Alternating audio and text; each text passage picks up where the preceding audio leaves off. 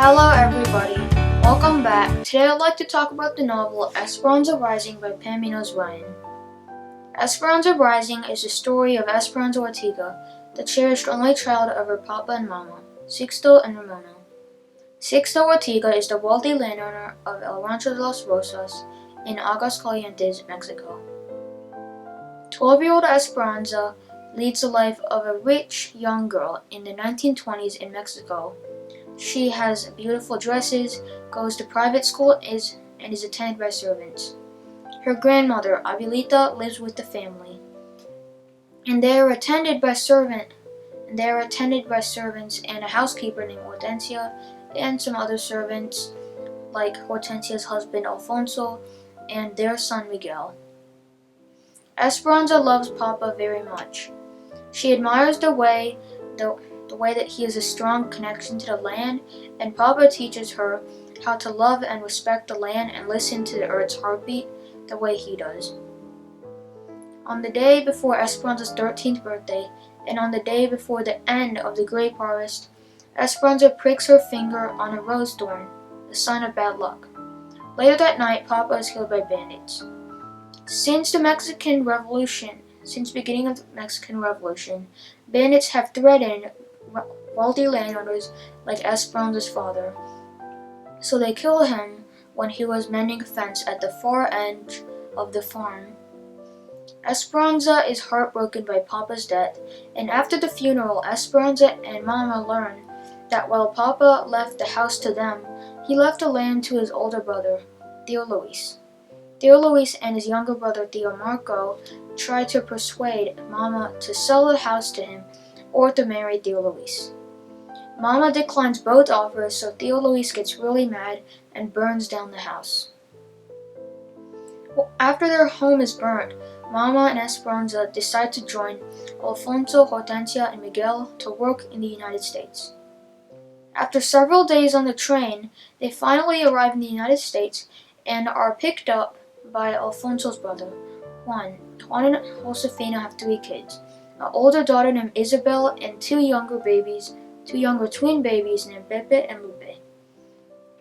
Esperanza is shocked to see her new home, a cramped, shared cabin in a migrant workers' camp, but Mama tells her that she must be grateful for it nonetheless when Esperanza complained to her. Since Esperanza is not old enough to work yet, she starts learning how to do some household chores. Isabel, Juan and Josefina's oldest daughter, teaches her how to feed and take care of Pepe and Lupe, and wash the clothes and how to do some other household chores. Esperanza starts to sweep the platform in the middle of the camp for some extra money. She starts buying a new money order every other week for Abuelita's hopeful return to the United States. She also develops a rivalry with Marta, a young, politically minded girl who taunts Esperanza, calling her a princess who has come to be a peasant. One day, while working outside in the camp, a dust storm ravages the San Joaquin Valley, where they work. Everyone is able to escape inside, but Mama gets sick from the dust storm, and a doctor diagnoses her with valley fever. Mama stops working for the next few days, but her situation grows worse, and she is transported to the hospital. Esperanza is worried about Mama, but she does her work anyways. And then Marta's aunt informs Esperanza that there will be a strike coming. So, during the asparagus harvest, the strike occurs. Many scary things happen to the workers at the camp. For example, when they were unpacking food and vegetables from crates, they were expecting to unpack fruits and vegetables, but instead, the crates were full of rattlesnakes and rats, and this terrified many of the unpackers at the camp. But then immigration officials come and haul several strikers away to deport them back to Mexico, even if they are American citizens, because they are causing trouble for the local government. Esperanza later finds Marta hiding in a shed from the immigration officials. Marta pleads for Esperanza not to give her location away, despite their differences and their small hatred of each other. But Esperanza felt some remorse for Marta, so she obeys her and does not give her location away to the immigration officials, so Marta is safe. Later, Miguel loses his job on the railroad to workers from Oklahoma who are willing to work for less money. When he returns home, Esperanza picks a fight on him about the social position of Mexican workers in the United States. Miguel gets angry and he fights back.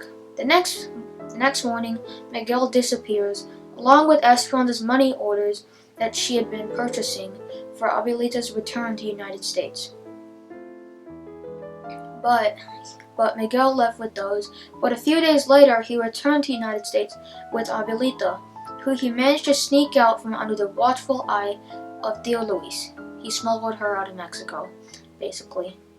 Esperanza is happy and forgives Miguel, even though she was really mad at him. It turns out that he had used Esperanza's money to do exactly what she had planned to do with it. And after 5 months in the hospital, Mama finally returns home. She has recovered from valley fever, though she will need to rest for a while, for like a few days. When Abuelita returns, Esperanza tells her the course of events that have happened in the past year, but not in the seasons and months, but in the time period of fruit and vegetable harvest that have passed. Later, Miguel and Esperanza travel beyond the foothills and to the mountains to listen to the heartbeat of the earth. Esperanza sees the sun rising and she feels like she is rising along with it too. A year after the tragedy of Papa's death, at the end, they all celebrate Esperanza's birthday. So that was the end of the story, and Esperanza Rising chronicles 1 year in Esperanza's life. It chronicles 1 year in Esperanza's life. Like, during the story, Esperanza faced many hardships and setbacks. She lost almost everything she owned. She lost her papa, was forced to leave Abuelita in Mexico. She lost all her wealth and riches, but following the example of her mother and grandmother, Esperanza is able to adapt to and succeed in the changing environment around her. Even though she wants to give up many times, Esperanza perseveres in order to help people around her who are struggling and to reunite her broken family. When she enters the United States for the first time, Esperanza has to start from the lowest class and work her way back up again to be a normal citizen. And before she leaves Mexico, Abuelita urges the young girl to embrace the process of starting over again and keep trying again. And Esperanza grows both financially and socially, but she also makes major strides in her personal growth. She also learned from her past mistakes, especially concerning her treatment of people who are poorer than her. Esperanza's family is central to her growth and her work. Though she is forced to leave Abuelita in Mexico and she loses Papa to bandits, Esperanza's main motivation for working is to reunite her broken family. Though they are not related by blood, Esperanza thinks of Juan, Josefina, Isabel, Pepe, Lupe, Miguel, and everyone else as if they are part of her family. So at the end, everyone celebrates Esperanza's birthday as like a family, like a big group of people, like their family. Esperanza is a hardworking and diligent worker, and she has hope that if she works hard enough, there is hope that she will exceed everyone else's expectations and bring herself and her family a better life.